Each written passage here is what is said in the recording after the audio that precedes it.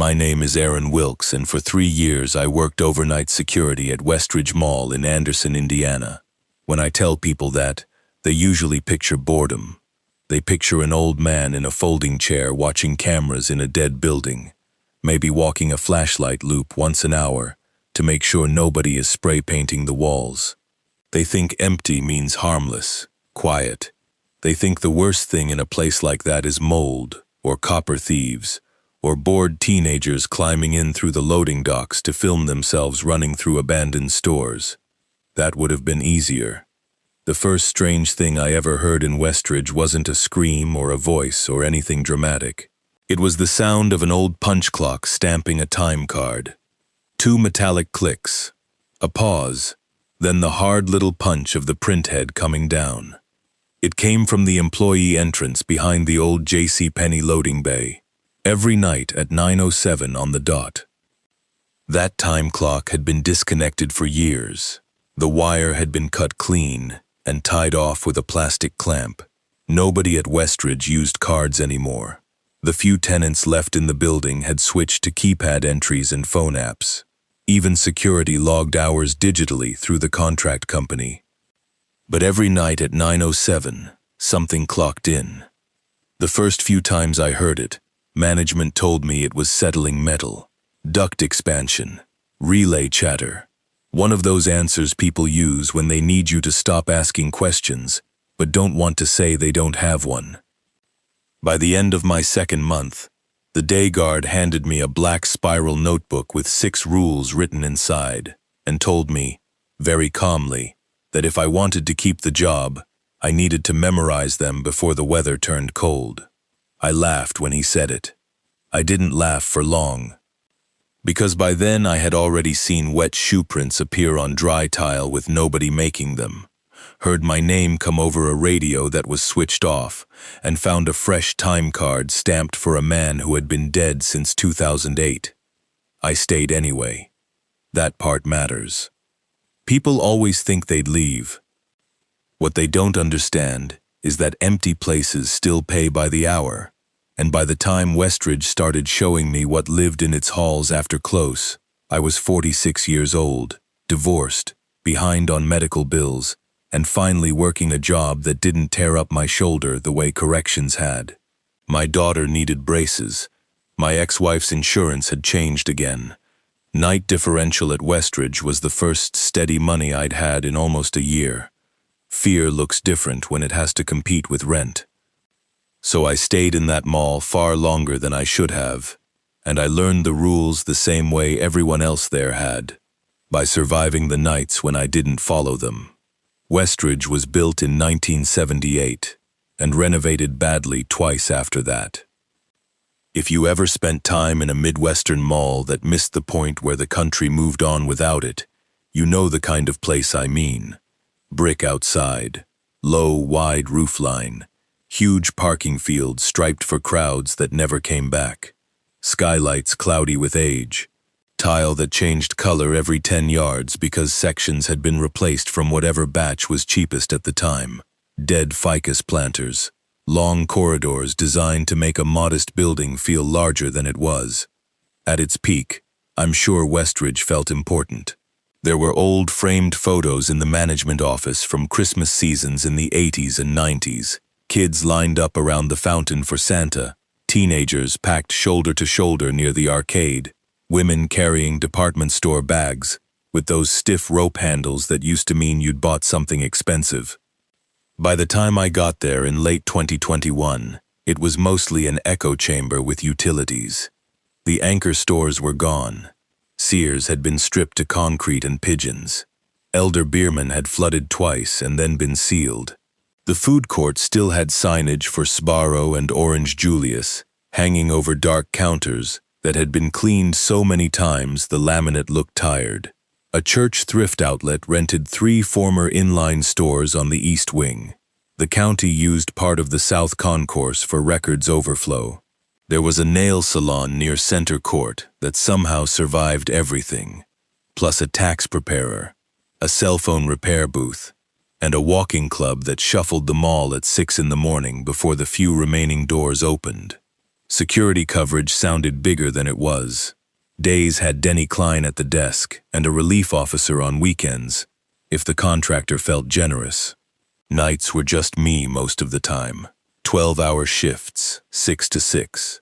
Start at the office beside the old customer service counter, check the fire panel, verify all exterior contacts, do a west to east patrol, log water leaks, note broken glass, reset motion alerts the county clerks accidentally tripped when they stayed late archiving. The routine was the only reason the place was manageable. Every building, no matter how large, becomes smaller when you learn its habits. I knew which roof unit whined in damp weather. I knew the cracked tile outside the shuttered hallmark that clicked under my right boot. I knew the food court lights took 8 seconds longer to warm than the ones outside the vacant jewelry store. I knew the freight corridor behind the old department stores smelled different depending on the season. Cold iron in winter, wet cardboard in spring, hot dust and roofing tar in late August.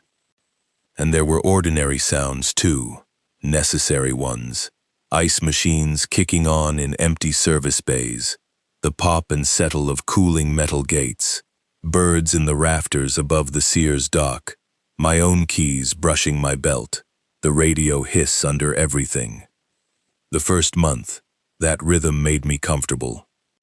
The mall looked dead, but it behaved like a tired animal more than a haunted one.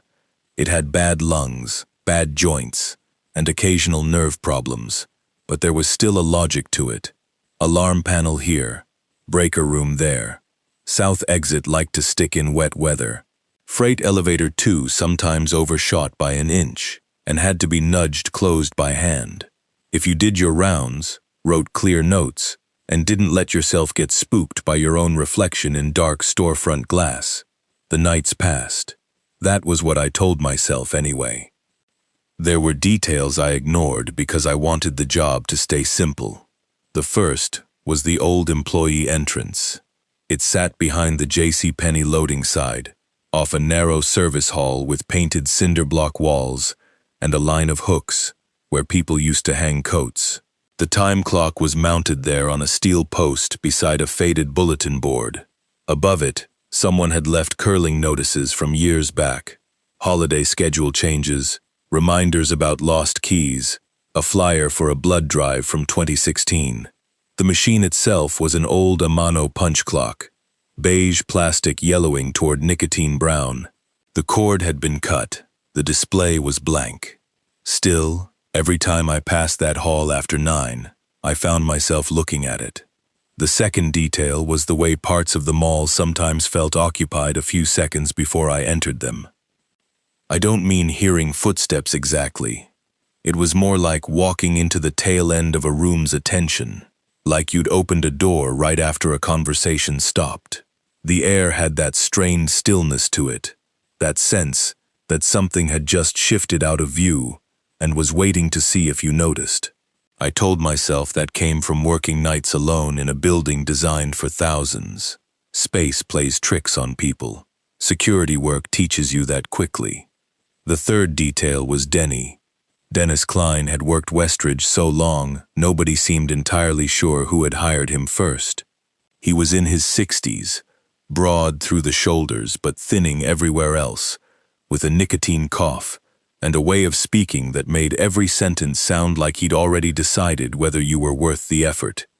He had been a sheriff's deputy years earlier, then courthouse security, then mall contract, when he didn't want to retire all the way. He showed up every day in a pressed uniform shirt, steel thermos, and the same scuffed black shoes polished to a dull shine. At first I thought he didn't like me. Later I understood he was measuring how long I'd last. There were things he did that didn't fit the image of a man who thought the building was just a building. He never used the employee hall after dark, not even on winter afternoons when sunset came early. He always turned one of the office radios face down after 8:30. He kept a carpenter's pencil tucked beside the incident log, and if you forgot to note a strange sound or an unsecured gate, he'd tap the blank line with that pencil until you wrote it down. Everything unusual gets written, he told me my second week. even if it turns out to be nothing. He looked at me for a moment and said, especially then. I thought he was just old school. Then the stamped card showed up in my hand. It was a Wednesday in November. Cold rain, lots mostly empty, one county clerk working late with 3 banker's boxes and an attitude. I finished my first full patrol at 9:16 and cut through the JCPenney service hall on the way back because the shortcut saved maybe 4 minutes. That was when I heard the punch. Sharp as a stapler on metal. I stopped without meaning to. The sound came again, followed by the soft mechanical whir of rollers taking a card. When I turned the corner, the employee hall was empty. The exterior door at the end stayed shut. The time clock was dark, but there was a card sitting in its slot, freshly stamped. The paper was dry. The ink was crisp and black, not faded or smudged. At the top it read, Keene, Thomas A., Dept Floor Care. Below that was the time, 9:07 p.m. I pulled the card out and checked the back, expecting some prank, some old stock card planted by a contractor who wanted to mess with the new guy. Instead, I found neat rows of previous punches going back for weeks, all on nights I'd been working. Same time in, no time out. I brought it to the office and set it on the desk in front of Denny when he came in the next morning. He looked at it for a long time without touching it. Then he opened the bottom drawer, took out a black spiral notebook with a cracked plastic cover, and slid it across to me. Read that before tonight, he said. What is it? The part of this job they don't put in orientation. I gave him a look, and he didn't react. Who's Thomas Keene? Denny reached for the card at last, but he used the corner of a file folder to move it instead of his fingers. Janitor, he said. Died in this building in 2008. Officially, it was a fall. Unofficially, nobody could explain why his badge was found in the freight corridor, and his body was recovered 3 stores over, inside a locked utility room with no access panel. He tucked the card into a manila envelope already thick with others. Take the notebook home, he said. Bring it back tomorrow. And Aaron? That was the first time he'd used my first name. If you hear that clock tonight, do not stand there listening to it. The notebook belonged to a woman named Janice Harlan. Her name was written inside the cover in blue marker, along with Westridge Security/2019, and a phone number that had been crossed out so hard the paper was nearly cut through. Most of the pages were filled with dates, incident notes, shift changes, and hand-drawn maps of service corridors. The rules were written on the first 6 pages in block letters, each one followed by smaller notes in the margins, corrections, and names. They read like the kind of instructions you leave for someone covering a route you don't expect to survive yourself. 1. If you hear the employee clock stamp in the JCP hall, do not let it see you standing still. Keep moving until you are past Houseware's corner or until you hear a second stamp. Do not look into the glass of closed stores while you walk. 2. After 10:30 p.m., do not answer radio calls from any store that does not have an active lease. If you answer with your name, it will keep it for the rest of the shift. 3. If a gate is open where it should be shut, do not touch the gate.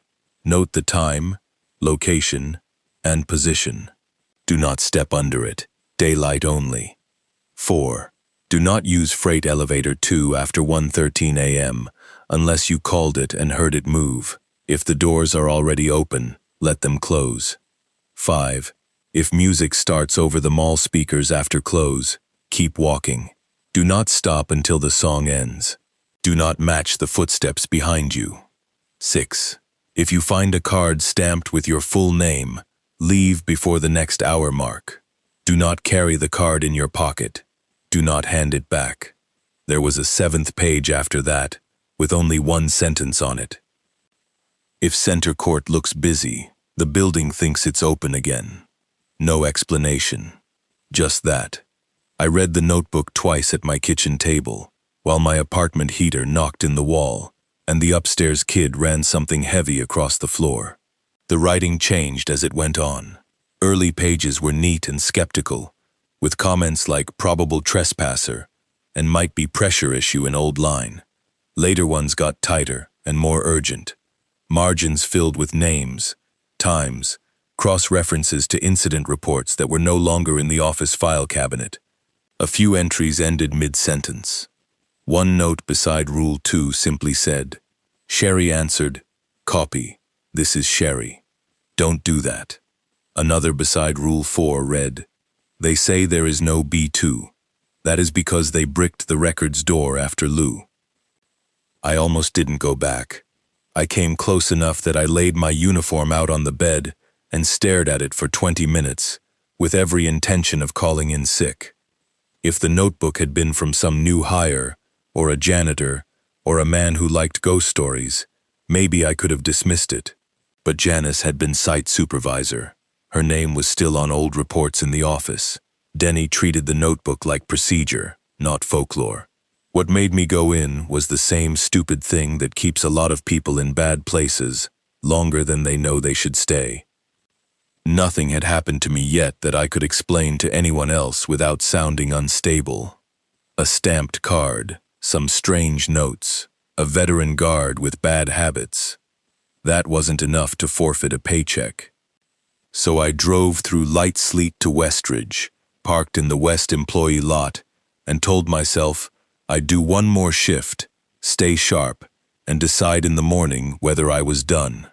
At 8:58, I finished securing the county annex hallway and started my West patrol. At 9:07, from somewhere past the old JCPenney hall, I heard the time clock stamp in. I didn't stop. That decision probably kept me alive long enough to learn what the rules were actually for. The first night I followed Rule 1, I learned that movement mattered more than hiding. The JCP service hall ran longer than it looked on the camera feed. One side was painted cinder block, broken by utility doors, and a rust-streaked drinking fountain that no longer worked. The other had wire glass windows looking into stockrooms for stores that had been emptied years ago. At the corner, where it turned toward the loading dock, there was an old sign still bolted to the wall that read, "Associates Only." At 9:07, I was about 30 feet from that sign. The punch came once, then again. It sounded close enough that I could have turned, jogged back, and seen the clock still moving. Everything in me wanted to do that. Human beings are built to look at the thing making the wrong sound in the quiet room. It takes effort not to. I kept walking.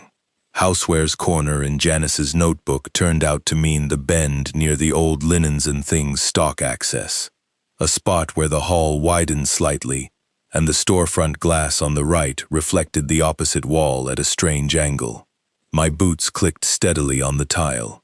I watched the floor and the painted cinder block ahead, trying very hard not to look at the dark windows. Halfway there, I heard something else. Not footsteps. Wet rubber wheels. A janitor's cart being pushed slowly over grout seams. I was the only person on that side of the building. The cleaning contractor only came mornings now, and their supplies were locked in a closet near food court. The sound came from behind me anyway, patient and regular, as if whoever pushed it knew exactly how fast I was walking and didn't need to hurry. The notebook had said not to let it see you standing still. It had not said anything about running. I thought about it. I really did. I thought about sprinting the rest of the corridor and not stopping until I hit the main concourse. Then the sound behind me changed. The wheels stopped. For 1 second, in the silence, I heard fabric shift. Wet fabric, heavy enough to sag under its own weight. Then a breath went in very slowly, close enough that the fine hairs on the back of my neck moved inside my collar. It was not a human breath. Human breathing has variation in it, little catches, asymmetry. This sounded deliberate, like someone demonstrating the idea of inhaling rather than actually doing it. I kept my pace even. I reached the corner near the old housewares stock door and passed it. That was when I made my mistake. I glanced sideways at the glass, only for a fraction of a second, just long enough to use the reflection the way people use mirrors in dangerous places. I didn't turn. I didn't stop. I let my eyes flick toward it and back.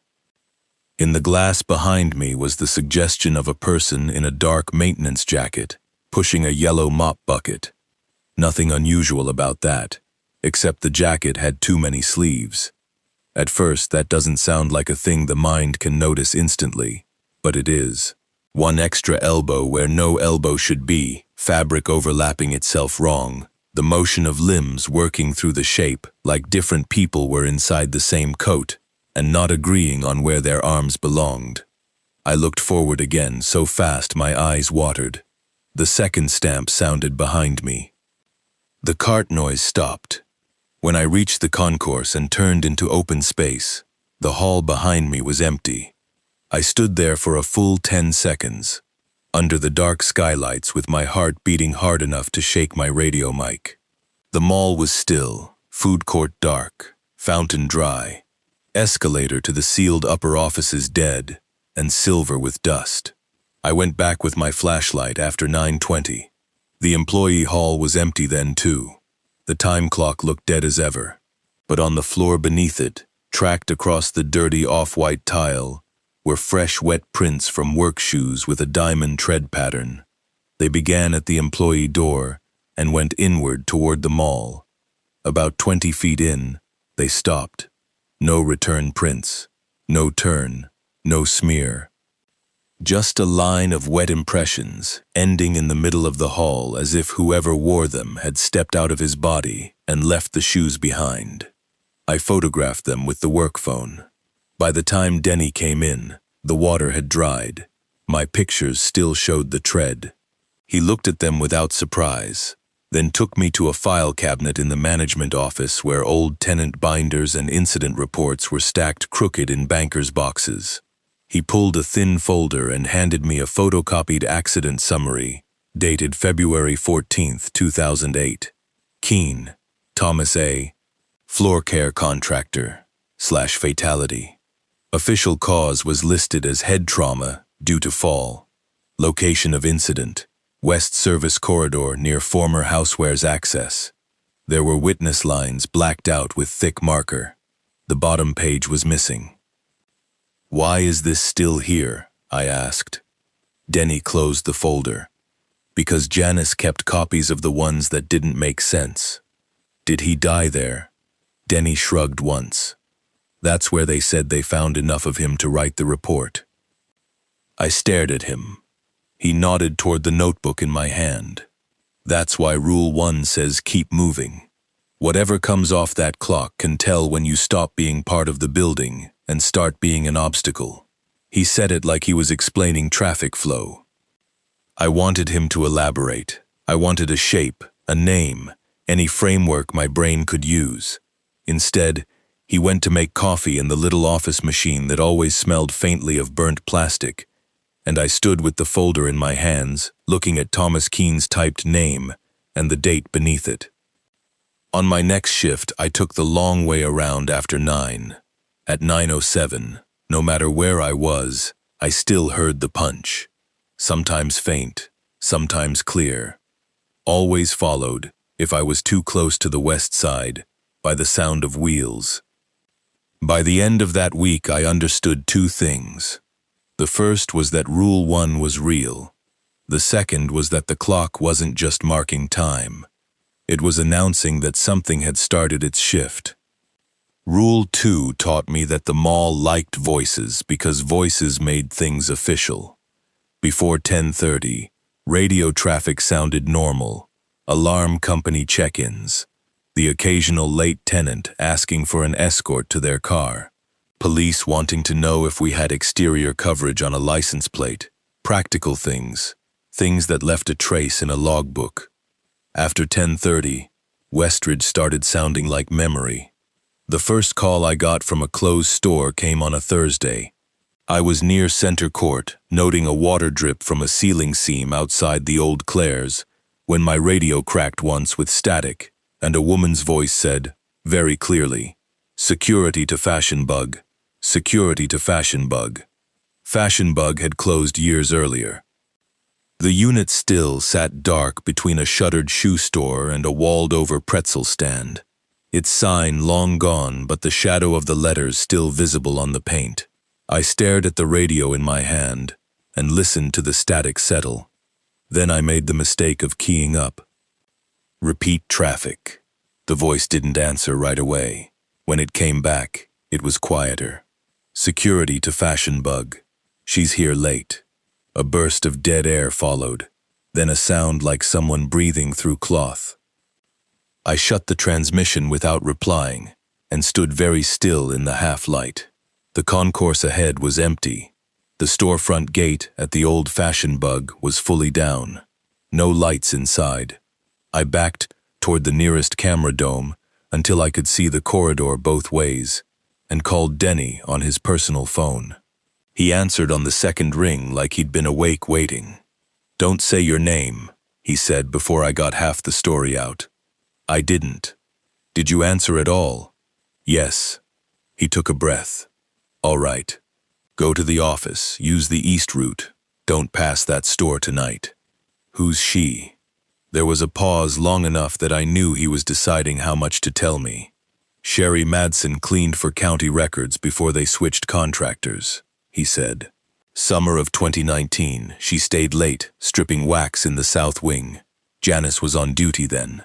Radio logged a call from Fashion Bug at 10:41. Sherry answered, said, 'Copy, this is Sherry, I'm on my way.' Camera saw her push her mop bucket past center court. And that was the last clear image. I looked down the concourse toward the dark square of the old store. The gate was still shut. Through the links I could see faint shapes of wall fixtures and dust. Nothing else. "What do you mean, clear?" Denny coughed. The next camera picked up motion in the hall, then static. Then, 12 minutes later, the bucket rolled back out by itself. He let that sit. Janice found it tipped over outside the gate. Water was clean. No footprints. I did what he said and took the east route to the office. The whole time, I had the uncomfortable feeling of being expected somewhere I wasn't going. That became the worst part of Rule 2. Not the voice itself, not even what it said. It was the tone. Every call from a dead store sounded normal in the way dreams sometimes do. Not loud, not distorted. Calm, routine, mildly impatient. Like you were late responding to a real problem, and the person on the other end assumed you already knew the context. "Security to Walden Books. Need you at K. Can someone come to the gate at B. Dalton?" The names shifted depending on what had once been where. Stores gone 15 or 20 years. Places teenagers in town had never seen open. The voices changed too. Sometimes male, sometimes female. Once a child's voice that said only, "My mom's still here." The notebook was right. If you ignored them, they stayed calls. If you answered, they learned you. I proved that to myself 2 weeks later. There had been freezing rain that evening, and the outer lot reflected the security lights in long, shaky bands. Business inside had been slow enough that even the nail salon closed early. By 10:30, the building felt empty in the heavy, listening way it sometimes did before snow. At 10:47, while I was checking the south fire exit, the radio hissed, and a man's voice said, "Security, come to K Jewelers. We've got a lock issue." Without thinking, running on habit, I said, "Copy." The instant the word left my mouth, I felt my stomach drop. I didn't use my name, but it didn't matter. There was a brief static pop, then the same voice, closer now, said, "Copy what, Aaron?" My radio was switched off. I know that, because I had just flipped it down while trying to hear whether the exit door was seating correctly in the frame. My thumb was still on the power knob. The voice came through anyway. "Come to K," it said. "You're on the clock." I backed away from the door so hard my shoulder hit the cinder block wall. The radio in my hand was dark, no screen, no backlight, dead as a brick, but pressed against the speaker grill, like someone speaking through it from the wrong side, I could hear breathing. Then something tapped once from inside the sealed jewelry store behind me. Not a knock on metal, a fingernail on glass. I moved fast then, cutting through the south corridor toward center court. I wasn't running blind. Years in security teach you that panic wastes corners. I kept my light low, checked reflections, watched the tile. When I passed K, the gate was down. The interior beyond it was dark except for the green pulse of an old exit sign reflecting in the back mirror. But in the glass beside the store, just for a second, I saw a person standing directly behind me, not close enough to touch, close enough that if I had stopped, it would have. When I turned, nobody was there. I spent the rest of the shift in the office with the monitor wall up and the notebook open beside me. Around 2 in the morning, after I'd convinced myself I had overreacted, one of the cameras near center court fuzzed with snow for about 3 seconds. Across the audio channel that should not have carried speech at all, I heard my own voice say, clear as day, "Copy what, Aaron?" I didn't tell anyone at home what work was becoming. I stopped sleeping well anyway. I started leaving the television on for noise.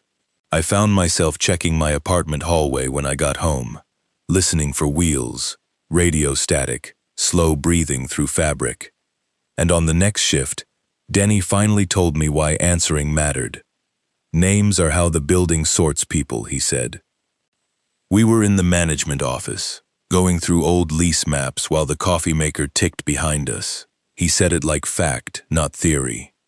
Customers, tenants, vendors, staff, who belongs where, who enters what door, who has keys, what route gets taken at what hour. Westridge was built around flow. It used to be simple, because there were enough people to keep the pattern stable. And now, he rubbed a thumb over the edge of a folder. Now there's more building than life in it, so it uses what it remembers. That sounded insane, and yet by then it explained more than anything else I had. How many people know? Enough to leave, he said. Not enough to shut it down. When I walked the mall after that, the silence felt more organized than empty. Like I wasn't alone in a dead building. Like I was late among co-workers I couldn't see. Rule 3 was the one that felt the most ordinary right up until it didn't. A closed gate is a reassuring sight in mall security. It means separation, boundary. Someone has drawn a hard line between public space and private space, and if everything is working the way it should, nothing crosses it without a key, a code, or visible damage. An open gate in an abandoned unit means paperwork. At Westridge, it meant worse. The first time I found one wrong was in January, after a hard freeze. There had been a pipe issue near the old children's clothing strip, and I was checking for seepage along the east concourse around midnight. Most of those units were dead shells by then, peeling vinyl letters, dust outlines where shelving used to stand, the occasional stray hanger or price sign still lying in back corners because no one had bothered to clean completely after liquidation. The store used to be called Tiny Territory. Janice's notebook had its old name underlined twice beside Rule 3, though she hadn't explained why. That night, the gate was raised about 3 feet off the floor. Not all the way, just enough to duck under. I stopped 15 feet away and stared at it. The metal grill should have been fully down. I had checked every gate during first patrol, and I was certain it had been closed then. There was no sign of pry marks, no broken lock. The pad eye on the frame still held the brass lock, hanging open as if someone had neatly unfastened it and decided against finishing the job. Inside the store, my flashlight picked out dim shapes, register counter, wall slats, a faded mural of cartoon clouds, the kind of harmless, depressing leftovers you expect in a dead retail unit. I knew the rule. Do not touch the gate. Note the time, location, and position. Do not step under it. I took out my phone to document it, and as I did, I heard a sound from inside the store. A child's shoe squeaking once on polished floor. Then, a second later, the rustle of shopping bags. Nothing moved under my flashlight beam. Dust lay thick and even on the visible floor. The air smelled like old paint and damp drywall. I should have backed off. Instead, I took 2 slow steps closer and crouched a little so I could angle the light under the gate. That was when I saw the footprints. Small prints, side by side in the dust, just inside the threshold, leading away from the concourse toward the rear stock door. Beside them were adult shoe prints, 1 set only, deeply impressed as if the person wearing them had been carrying weight. And mixed through both was a dragged line like something soft had been pulled along the floor. I stood up too quickly and hit the gate with the back of my hand. The reaction was immediate. The grate rattled upward 6 inches with a sharp metal clatter, not enough to open on its own, but enough to show me more of the darkness inside. From the back of the store came a low series of clicks, one after another, moving forward between the empty fixtures. Hangers tapping together. I backed away. The clicks kept coming, slow, measured, closer each time. Then a voice from inside the black said, very gently, "Can you help me with this gate?" It was a man's voice, tired and embarrassed, the kind of tone a contractor might use if he didn't want to admit he'd jammed something expensive. I kept backing away. "Can you help me with this gate, Aaron?" That made me turn and walk fast without looking over my shoulder until I reached center court. I logged the unit, the time, the height of the opening, every detail I could remember. In the morning, Denny called me before I left. "You touched it, only by accident." "Did it say your name?" "Yes." He pinched the bridge of his nose hard enough to whiten the skin. Then he told me about Dale Mercer. Dale had been a maintenance subcontractor brought in during part of the Sears demolition in 2020. Good reputation, local guy, worked commercial before. He was repairing a track jam on a half-open gate in the east wing after dark because the owner wanted the unit secured before morning insurance photos. Camera showed him kneeling at the gate at 11:58 p.m.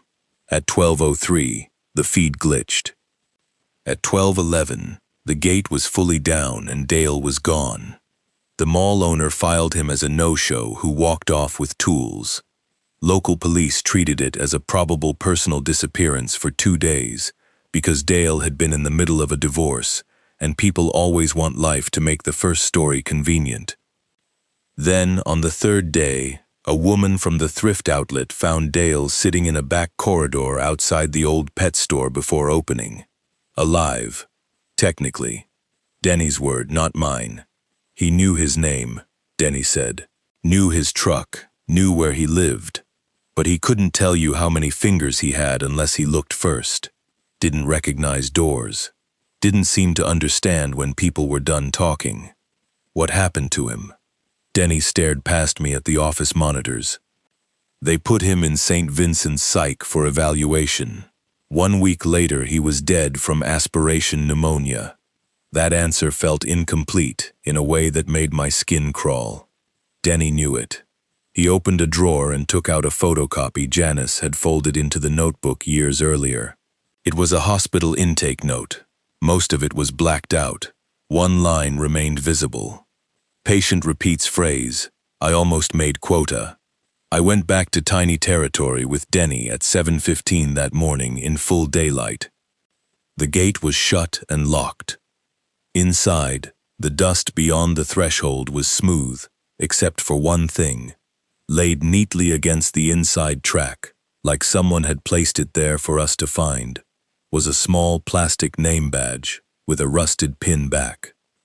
The paper insert had faded almost white, but under the clear, cracked cover, I could still make out part of a printed line. Dale M. Temp Maint. Denny didn't touch it. Neither did I. That night I dreamed I was walking a dark store full of hanging clothes, moving them aside one rack at a time, and every time I found space behind them, there was another gate, and behind that gate another store, and deeper in all of them, something kept asking for help in a voice that sounded more grateful every time I got closer. After that, Rule 3 became the rule I feared most in practical terms. Calls on the radio could be ignored. The clock could be avoided if you planned your route. Freight elevator 2 had alternatives, but a raised gate could appear anywhere. A quarter open at the old candy shop, half latched outside a shoe store. Once I found the grill at the dead photo lab standing high enough to walk under, with the lights on inside and the chemical sinks glinting wet in the back. I marked it and kept moving. By morning, it was locked again. Each time, the opening was an invitation shaped like a small task. Just fix this. Just duck under and check. Just make sure nobody's back there. And every time I passed one without touching it, I felt the building register that refusal. Not angrily, patiently, like a supervisor making a note. Rule 4 was the one that convinced me the mall had layers nobody on paper would admit existed. Freight elevator 2 was at the far south service core behind the old anchor wing, and even in a normal building it would have been unpleasant. Concrete block walls, strip lights buzzing under metal cages, a drain in the floor that always smelled faintly of rust and standing water. The elevator itself had beige inner doors scored with old pallet marks, and an outer steel slider that needed a hard pull to seat completely. It served the south loading dock, the main concourse level, the roof maintenance landing, and, officially, nothing else. Every site has one piece of machinery people joke about. At Westridge it was Freight 2. It shuddered, groaned, and sometimes arrived a half-inch below level, which meant you had to step down into it and feel the cab settle under your weight like an exhale. I hated it from the start. Nobody used it unless they had to. That made it easy to follow Rule 4 until March, when a line burst over the county records annex during a late freeze, and I needed to get to the valve room quickly. The call came at 1:09 in the morning, from a clerk who had stayed late preparing boxes for transfer. Water had started leaking through a ceiling seam into storage. I met her at the South Hall, got her safely out, and keyed the maintenance number. No answer. Backup number. No answer. The water alarm was starting to chirp in short, irritated bursts, and I knew from prior notes that the nearest shut-off manifold for that side was on the service level behind the anchor corridor. Normally I would have taken the stairs. They were on the opposite end of the core, and with water actively coming through ceiling tile, I made the choice I shouldn't have. I cut to Freight 2 instead. I got there at 1:14. The doors were already open. I stopped so suddenly my flashlight beam jumped across the cab floor and hit the back panel. The elevator was waiting at concourse level, with its lights on. There was no one inside. I had not called it. I knew the rule well enough that my whole body reacted before my brain finished catching up. I stepped back from the threshold and let the light drop. The cab didn't move. It just waited there, open and expectant, humming quietly. The chirp from the water alarm carried faintly down the corridor. For maybe 15 seconds, I argued with myself. Water damage was real. The county stored paper records down there. If the line went long enough, we were talking thousands of files, possible mold, official complaints, actual consequences. The elevator might just have been left open by a daytime vendor. The timing might have been bad luck. Then I noticed the floor. The rubber mat inside the cab was wet. Not puddled, not dripping from a pipe. Wet in the patterned ovals of shoe soles, dozens of them crossing and overlapping in the grime, like a crowd had been using the elevator all night. And on the back wall above the control plate, someone had written a number in the moisture with one finger. B2. I should have walked away then. Instead, I reached in and hit the button for service level. The doors closed. I stood outside. The elevator did not move. A second later, it opened again. Still empty. Still wet. B2 remained on the wall, the traced lines already beginning to sag as the moisture ran. The water alarm chirped again, farther now in my mind than it should have been. Everything around me felt narrowed, like the building was waiting to see whether I understood that I'd been offered something and failed to decline it. I made my second mistake. I got in. The cab smelled like wet coats left too long in a closed room. Not rot exactly. More like cold fabric and old perfume and machine oil, layers of use pressed into the metal over decades. I hit service level. The doors shut. The elevator moved down. It should have taken 4 seconds. It kept going. I stared at the panel. The service light stayed dark, no floor indicators lit, because half of them had burned out years earlier. I could feel descent in my knees and stomach, a slow, steady lowering that made no structural sense for the building I knew. When the cab stopped, it did so gently, without the usual hard settling bump. The doors opened on a corridor I had never seen. Concrete, yes. Utility fixtures, yes. But older than the rest of Westridge, like I had ridden down into a draft of the mall before renovations covered it over. Yellowed institutional paint, exposed steam lines, a glass office window wired with chicken mesh, metal shelving visible beyond it. A paper sign hung crooked on one wall. Payroll/personnel. I did not step out immediately. My flashlight beam moved over the floor. Dry concrete. No fresh prints. At the far end of the corridor, a red exit sign glowed above a door that stood open 2 inches onto darkness. I knew then that Janice's note about B2 had not been metaphor. I also knew I should hit the door close button and go back up. Instead, because human beings will keep making the wrong choice if the wrong choice promises explanation, I stepped out. The corridor was colder than the elevator, not winter cold, storage cold, the kind that comes from concrete losing heat for years. My boots sounded wrong on the floor, too hollow, as if there were space under the slab. Inside the wire glass office, steel shelves held rows of old time cards bundled with rubber bands. Thousands of them. Names handwritten or machine printed on tabs. Departments that no longer existed. Temporary Christmas staff. Housekeeping. Seasonal decor crew. Food service. Security. Maintenance. Most were old enough to yellow at the edges.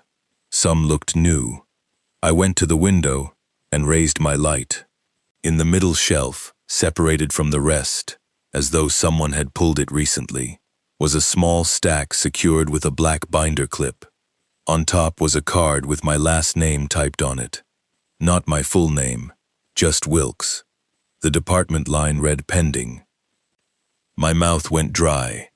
Somewhere beyond the open door under the exit sign, metal struck metal once. A punch clock.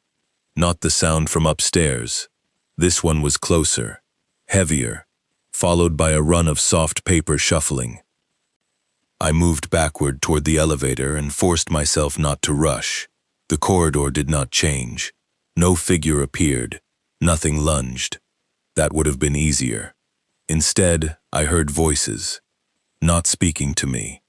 Speaking around the corner beyond the exit door in low workday tones I couldn't quite make out. Fragments only. Someone asking for a count. Someone else saying delivery was late. A woman laughing once, tiredly, like a line cook or a stock clerk hearing bad news she expected. An occupied building sounds. Normal sounds. That was what made the open door terrifying. Every instinct in me understood that if I walked far enough toward those voices, I would find a part of Westridge still running exactly as designed, and it would have a place ready for me in it. I got back into the elevator and hit concourse. The cab rose immediately. When the doors opened again, I was at service level, not concourse, facing the valve room I actually needed. Same battered walls, same drain in the floor, same ugly fluorescent wash. The water alarm was shrilling nearby, as if no time had passed.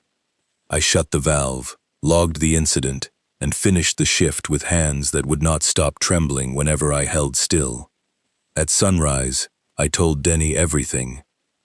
He listened without interrupting. Then he took me to the management office, unlocked a cabinet I had never seen him use, and showed me why Rule 4 existed. There were old internal memos there, insurance correspondence, redacted injury reports, a letter from Corporate Asset Protection after a 2009 incident describing unauthorized access to decommissioned lower administrative areas and advising all site personnel that rumors concerning sub-level occupancy were unproductive and grounds for termination. One report bore Lou Burns' name, Night Security, 2017. Summary stated, he had entered Freight Elevator 2 at 1:18 in the morning after a false water alarm and was later found in the Sears dock stairwell, hypothermic, clothes soaked, repeating employee numbers instead of words. He resigned 2 days later. Janice's handwritten note clipped to the report said, he kept asking if he clocked out. He had never used punch cards a day in his life. I asked Denny why the place wasn't condemned if any of this had even partly happened. He gave me the answer I had started to dread because it sounded too much like the truth. Because every piece on paper has a simpler version. Water leak, confusion, medical episode, wander off, missing contractor. The building doesn't do spectacular, it does procedural, quiet things. Things that fit in the wrong form if someone needs them to. That afternoon, sitting in my apartment with the blinds closed, I realized the worst part of B2 was not the hidden corridor or the cards. It was the implication. Something under Westridge wasn't pretending to be a workplace. It believed it still was one. Rule 5 proved what happened when the building got enough of itself back at once. Music after close changes a mall more than darkness does. Darkness just removes people. Music gives the building its purpose back.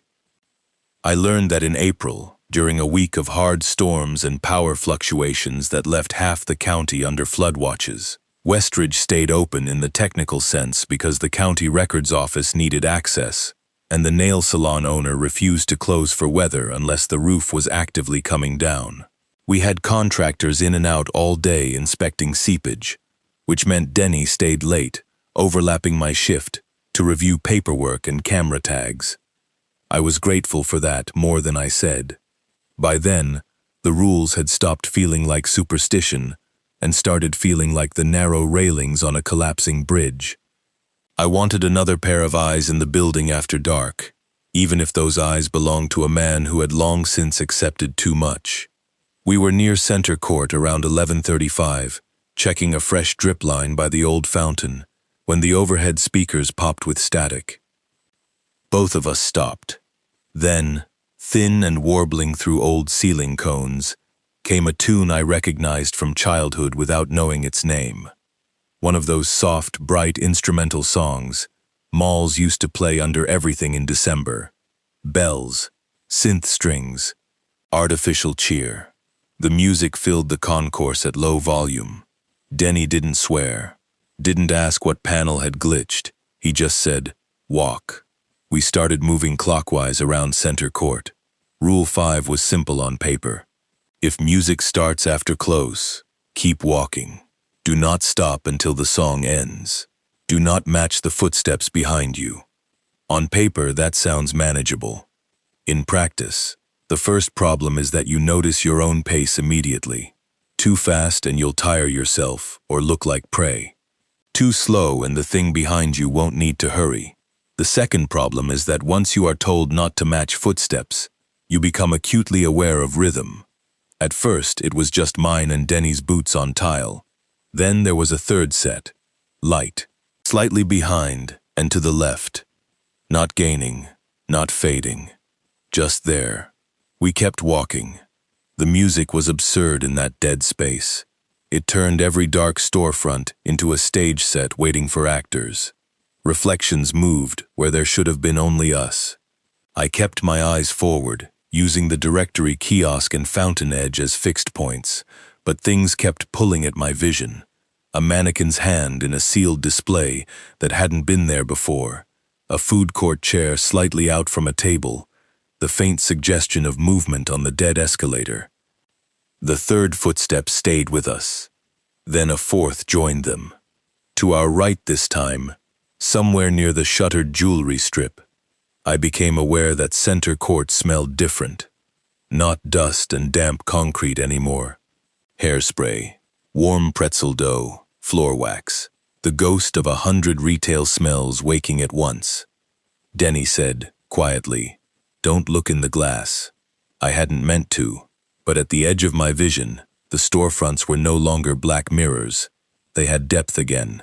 Color, merchandise, light where there should not have been light.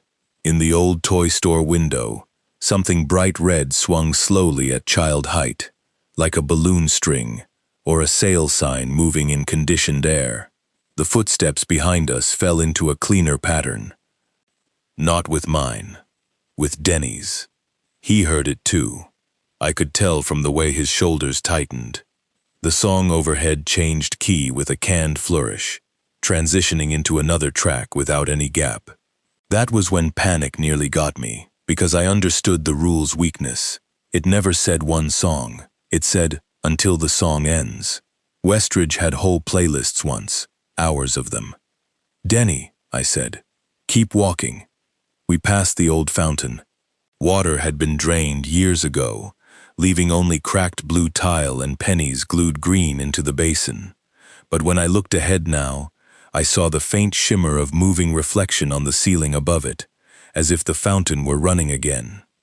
The footsteps behind Denny matched him perfectly. Mine had their own follower now too, half a beat off, then closer, then exact. That was the point of the rule. If they matched you, they had your pace. If they had your pace, they had your place. I lengthened my stride by a fraction. The steps behind me adjusted. Denny did the same. The music swelled a little. From somewhere farther down the concourse came the hiss-clack of a gate opening. Then voices. Many this time. Not clear enough for words. Just the crowd murmur of shoppers in a busy enclosed space, rising and falling around the edges of the song. My skin went cold. Center court. At the far side near the old kiosk pads. Looked wrong now. Not full exactly, but occupied by shapes my eyes couldn't settle on. Standing clusters, shoulder lines, heads turning. The kind of motion a public space makes when lots of people are using it for different reasons at once. "Do not stop," Denny said again, and there was strain in his voice now. We rounded the fountain a third time. The overhead lights seemed brighter. Store signs that had been dark were showing faint color at the edges. An amber glow where the nail salon sign hung. Blue light under the old arcade fascia. Red LED dots in a closed register display. Then, through all of it, a voice came over the PA. Not the radio. The public address system. "Associate assistance needed," it said. Calm female voice, old recorded mall cadence. "Associate assistance needed at center court." Denny made a choice then, that I still replay. His thermos had been clipped to his belt earlier. Somewhere in the last loop, it came loose and rolled behind us, clattering over tile toward the fountain. An ordinary sound. Dumb, harmless. He stopped. Only for a second. Long enough to turn his head. I didn't. I kept walking because the rule had become more real to me than the man beside me. And I hate that, but it's true. I took 3 more steps before I realized he wasn't with me. When I did turn, the concourse behind me looked empty. Not dark empty, busy empty. There was so much partial movement, so much implied traffic in the reflections, and edge vision and lit signage, that Denny's absence felt like losing sight of one person in a crowd you never got a clear look at. His thermos was still rolling. The music cut off mid-phrase. Everything went black and silent, the way it had been before. I stood there, with my flashlight shaking in my hand, and the huge mall around me returned at once to what it was. A dead concourse, with locked gates, dust, and failing lights. Denny was gone. We searched, officially and unofficially. Police came, report was filed, cameras reviewed. What footage remained from that 30-minute window either fuzzed into static or showed impossible overlap. Empty hall in one frame, moving shadow density in another, light bloom where there should have been none. On camera 14, center court could be seen for 6 clear seconds during the music event. I watched that footage with 2 officers, an asset manager, and a county IT man. In it, Denny and I were walking clockwise around the fountain, exactly as I remembered. Around us, faint but unmistakable, moved dozens of other people. Blurry, gray, and thin as degraded tape, but there.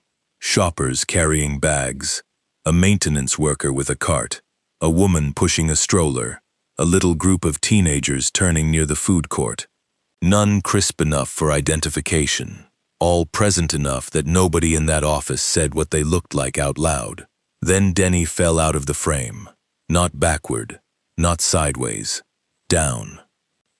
As if the floor had opened underneath a man only the camera could half admit was standing in the middle of other traffic.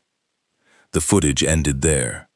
Corporate wrote it as a medical event, followed by camera failure and likely disorientation. Police called it an active missing adult case until the county got tired of spending hours on a mall nobody in Indianapolis cared about. Denny's daughter came once for his things. I packed his thermos, his spare glasses, a paperback Louis L'Amour, and the black notebook he had already more or less passed to me.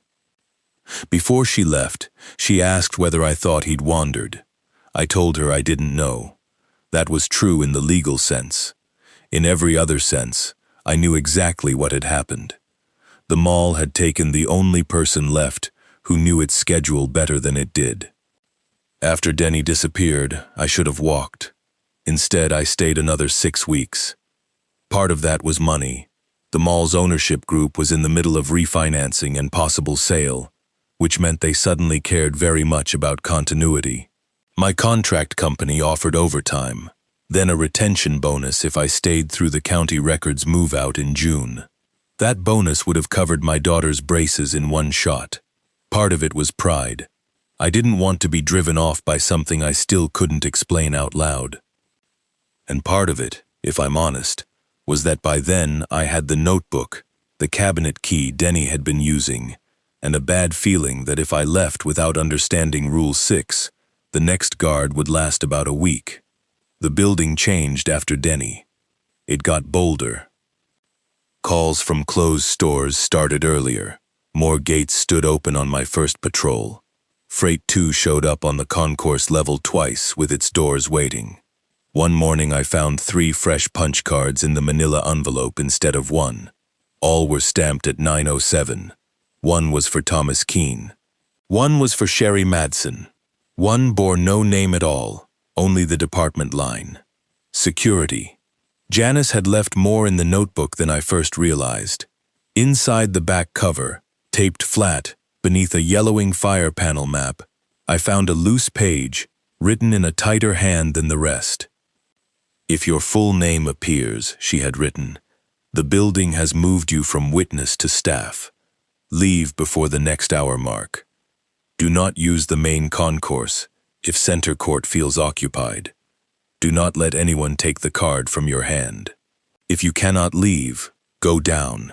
Never let them clock you twice. That last line sat with me for days. Go down. Not outside. Not hide. Not fight. Go down. Toward B2. I didn't understand it, but Janice hadn't sounded like a woman guessing. My last night at Westridge was supposed to be June 18. County had moved most of its files out.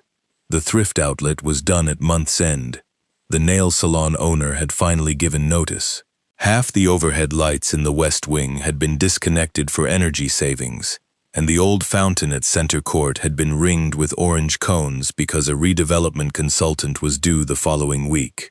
There was talk of self-storage, medical offices, an indoor pickleball complex. People always talk about new uses for places like that. They say the words as if a different lease agreement changes what a building remembers. That evening, the sky over Anderson stayed the color of dirty aluminum, heat storm weather, the kind where the air seems to wait for lightning before it admits it wants to break. I started shift at 6, checked the fire panel, read the handoff notes from a temp day guard who lasted 3 afternoons, and wrote like he wanted out, and did my first patrol with the notebook in my cargo pocket and Denny's carpenter's pencil clipped to the logboard. At 9:07, the clock punched in. It sounded louder than usual. At 10:31, someone from the closed arcade called for security because there was a spill by the prize counter. At 11:48, I found the gate to tiny territory raised 4 inches. At 1:13, Freight Elevator 2 opened on the concourse level by itself, while I was 50 feet away. By 3 in the morning, all 6 rules had spent the night reminding me they were still in effect. At 3:17, Rule 6 finally arrived. I had gone back to the office to print an exterior patrol sheet because the cameras on the north lot were flickering in the heat. The office door was shut. I knew I had shut it myself. When I opened it, the desk lamp was on, even though I never left it on during rounds. There was a single time card lying across the keyboard. White cardstock, crisp black type. Wilkes, Aaron M. Dept, Security. Below that, in 9:07 p.m. No outpunch. No other entries. Just my full name and the start of a shift I had not agreed to. My hands went numb. For a few seconds I just stood there looking at it and hearing the low electrical buzz of the monitor wall. The rule came back in Janice's handwriting exactly as I had read it. Leave before the next hour mark. It was 3:17. I had 43 minutes. The first stupid thing I did was reach down barehanded. The card felt warm. Not hot, not fresh from a machine warm, warmer than the air in the room, as if it had been resting in someone's palm. I almost dropped it, then remembered the rule. Do not let anyone take the card from your hand. Do not carry it in your pocket. I looked around, spotted the metal incident clipboard, and slid the card under the spring clip so only one edge showed. The second I did, the office radio crackled. A voice I knew too well said, "Security, West Concourse is short-staffed." It was Denny's voice. Older, tired, matter-of-fact. I did not answer. I took the clipboard, the notebook, my flashlight, and my keys, and headed for the back office exit that led toward the service hall. The closest exterior door was West employee parking. If I kept off the main concourse, I could be out in under 3 minutes. That was the plan. The hall outside the office smelled like rain on hot asphalt, even though no door was open. I turned the corner toward the west service route and stopped. The tile ahead of me was wet with fresh shoe prints. Not one set, several. They crossed the hall in both directions, overlapping and dark, as if a dozen people in work shoes had just gone through carrying water in on their soles. At the far end, where the corridor opened toward the old JCP side, the employee clock punched once. Then again, not 9:07 this time. A new punch. I checked my watch. 3:21. Something was clocking again. I turned away from the West Hall and cut east instead. Longer route, but still manageable if the cross corridor stayed clear. My pace was fast but even. I did not run. Rule 1 had taught me enough not to let panic make choices for me. Halfway to Center Court, mall music began overhead. Not loud, soft, bright. The same hollow instrumental cheer from the night Denny vanished. I stopped for a fraction of a second in pure disbelief. then swore at myself and started walking again. The footsteps behind me joined almost immediately. One set first, then another. I kept moving. The concourse ahead brightened by degrees. Closed signs gained color. Dark storefronts took on depth. Somewhere to my right, a gate hissed upward. Somewhere to my left, a child laughed once and was cut off. The worst part was that this time I knew what a busy center court looked like before I saw it. I felt it. That low-pressure change in the air. The strange warmth. The sense that the building had reached a level of occupancy it preferred. When I came around the directory kiosk, center court looked open. Not restored, not fully alive. Just close enough that my eyes kept trying to supply detail where there shouldn't have been any. The fountain ceiling shimmered. The old nail salon glowed, as if someone were still inside. Shadows crossed in front of store gates that should have been locked. At the far side, near the dead kiosk pads, I could make out the movement of people lining up for something I couldn't quite see. My own footsteps had a perfect match behind them now. Then the PA clicked on. "Associate Wilkes," a woman's voice said, calm and pleasant. "Please report to payroll." I changed direction so hard my shoulder hit the closed directory stand. "Go down." Janice's note hit me like a hand closing around the back of my neck. "If you cannot leave, go down." Every route to an exterior door now forced me across sight lines I no longer trusted. Center court was active. The West Employee Hall was printing new time punches. The music was running. The building had decided I belonged on shift and was coordinating around that idea. So I did the one thing in the notebook that sounded worse than outside. I went to freight elevator 2. The footsteps behind me stayed even all the way through the South Hall. At one point, passing the dark mirror beside the old phone kiosk, I saw 4 people keeping pace with me. A cleaner with a bucket, a stock boy in a striped polo from some decade before mine, a security officer with broad shoulders and a thermos clipped to his belt. And behind them all, tall and bent under a jacket that didn't fit its own shape, something with too many sleeves moving in a rhythm that felt older than any of us. I did not look directly at it. Freight 2 was waiting open when I reached it. Of course it was. This time the back wall was dry, no B2 written in water, but taped beside the control plate, fresh and centered, was a printed notice in yellow paper, like the kind management used for policy reminders. Associate late clockouts must report to payroll. No logo, no date, just that. I got in. The doors shut. I never touched a button. The elevator moved down on its own. The smell inside the cab was stronger than before. Wet coats, dust, old perfume, coffee gone cold in a thermos cup, floor wax, copier toner. Every scent of overnight labor the building had ever held seemed layered together so thick it almost felt breathable.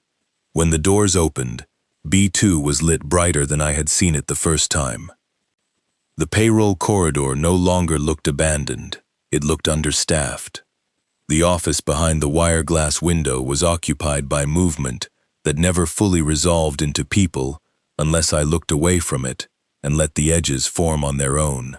Figures passing folders, hands sorting cards, heads bent over desks. The shelves of time cards had multiplied or maybe simply been revealed, row after row disappearing into darkness beyond the visible room. Farther down the hall, past the open exit door, I could hear the sound of a working building in the hours after close. Carts, voices, printer feeds, a sink running, a woman saying someone still needed to finish West Concourse before morning. My watch read 3:54, 6 minutes. I stepped out and immediately saw my card. It was clipped to a metal spindle at a window marked timekeeping. Beneath the glass slot sat a punch clock larger than the one upstairs, older and heavier, its steel face worn to bare metal at the edges, where hands had touched it for years. Cards slid in on one side and dropped into wire baskets on the other. A line stood in front of it. Not shoulder to shoulder, not in any living way, more like the idea of a line, bodies occupying the space where waiting should happen. I recognized them by what they carried before I recognized them by anything else. A mop bucket, a contractor's belt, a thermos, a stack of folded children's shirts held against a chest that wasn't shaped quite right beneath the uniform. Sherry stood with her back to me, hair tied up under a bandana, one hand on a mop handle. Dale was farther ahead, head tilted, contractor badge pinned crooked to a shirt with no company logo. Denny stood near the front, still broad-shouldered, thermos hanging from his belt, his face turned slightly enough that I could see one lens of his spare glasses reflecting the fluorescent light.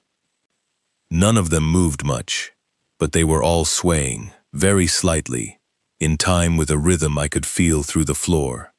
The sound wasn't music. It was the punch mechanism cycling. One card in. Stamp. One card out. Stamp. The line advanced without steps. I understood then what Janice had meant by never letting them clock you twice. The card in the office had been the assignment.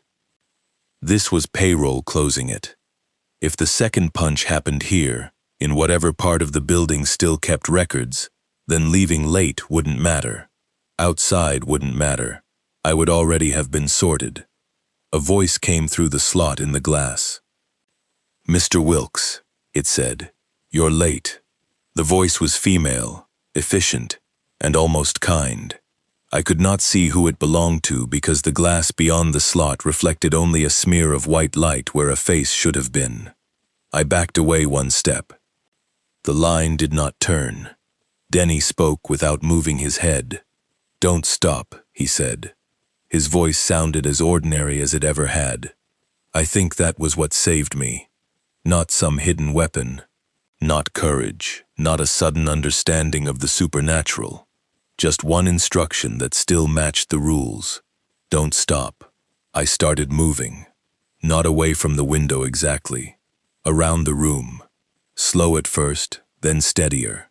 The figures in line remained where they were, but their heads began to angle as I passed, one after another, tracking me a little too late, like people hearing movement in a cubicle row, and checking who it is. The woman behind the glass said, "Sir, present your card." I kept moving. Around a filing island, past a cabinet, between two desks with ledger books open to dates decades apart. My flashlight beam shook over tax forms, old punch racks, a bulletin board full of yellowed shift schedules. One page near the center had my name typed on it beside security, as if I had been expected years before I was hired. The punch clock cycled again. Stamp. My watch ticked to 3:58. I passed the back of the timekeeping window and saw, hanging on a pegboard behind the glass, dozens of lanyards and old name badges. Some had photos, some were blank. One of them was Denny's current security badge with the black clip he always complained about because it snagged his shirt. The figures in line had begun to shift now, not turning fully, but opening small gaps in the room that funneled me toward the punch window. The building was correcting my route, the way it corrected foot traffic everywhere else. I thought of the card clipped to my board. Warm, present, mine. Do not hand it back. So I didn't. Instead, I tore it off the clipboard, folded it once, and jammed it into the teeth of a running paper shredder beside one of the back desks. The machine was already on. I heard it catch the edge.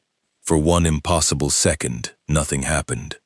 Then the shredder screamed like I had fed it sheet metal.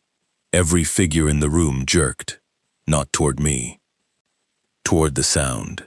The punch clock missed a cycle. That broke the rhythm.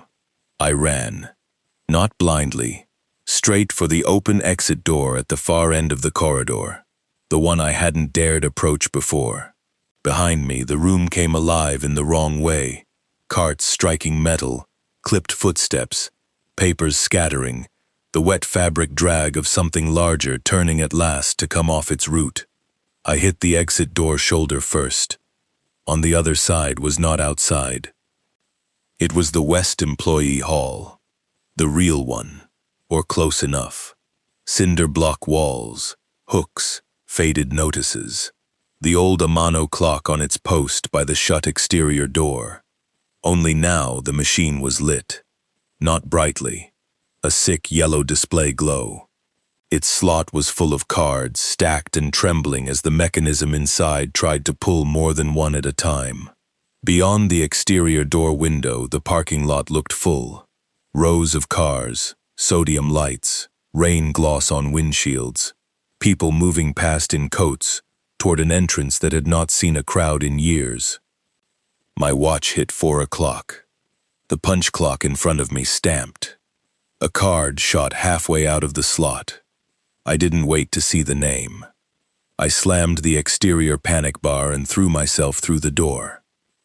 The lot outside was empty. Pre-dawn gray. Hot wind before rain. My own truck 30 yards away under a flickering pole light. Behind me, through the closed door glass, the employee hall was dark again. The time clock was dead. I ran to the truck, got in, locked the doors, and sat there with both hands on the wheel until the first real rain hit the windshield hard enough to make me flinch. When daylight came up, I drove to the contract office in Pendleton and resigned without notice. I told them I was done with overnights. They asked if it was because of Denny. I said yes. That was the easiest version to file. A week later, ownership announced new redevelopment delays. Demo crews refused the West Wing after 2 laborers reported hearing someone call for floor care over a radio they hadn't turned on. The county took the last of its records and left. Westridge sat mostly dark after that, except for exterior security lighting and the occasional contractor day visit. The property changed hands twice in paperwork before a single wall came down. I heard through an old deputy I know that one demolition supervisor found an active time card rack in a locked lower room that did not appear on current plans. By the time police came back with the owner's representative, the room was concrete wall. Maybe that part isn't true. I've stopped needing every detail to be verified. What I know is simpler. I never saw Denny again. No body was recovered. No contractor wanted the night post after me. The black notebook is in a storage tote in my hall closet, wrapped in a grocery bag I keep meaning to throw away, and never do. And sometimes, if I'm in a place that still uses a punch clock, or even a cheap digital time stamper, I feel that same shift in the air, a minute before it happens. That sense of a building preparing to sort people into where they belong. Once, at a warehouse job outside Noblesville, the break room printer stamped a label at exactly 9:07 while nobody was near it. I left before the next hour. I don't work nights anymore. I don't go into dead malls unless I absolutely have to. And if I ever hear mall music in an empty building, I keep walking until it stops. People say abandoned places are empty because they can't imagine another kind of occupancy. They think if customers are gone, the life is gone with them. That isn't what Westridge taught me. Westridge taught me that some buildings don't miss the public. They miss having enough staff.